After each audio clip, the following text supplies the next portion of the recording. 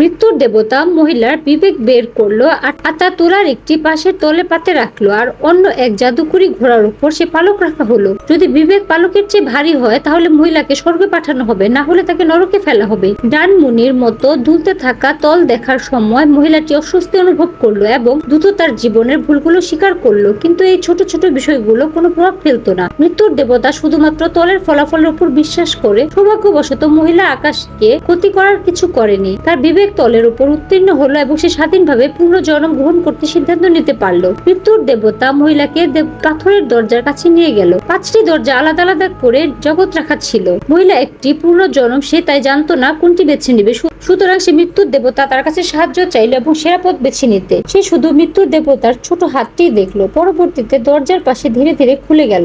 মহিলা দরজার দিকে এগিয়ে গেল এবং দেখলো সেখানে কোনো অন্ধকার নেই। সে আবার সিদ্ধান্ত পরিবর্তন করলো এবং দরজা বেছে নিতে চাইলো, কিন্তু বলার আগেই নরকের বিড়ালের দিকে ঠেলে দেওয়া হলো। এরপর মৃত্যুর দেবতা কাজ শুরু করলো। এবার 18 বছরের মেয়ের পালা। মৃত্যুর দেবতা তার বিবেক ধরতে হলো।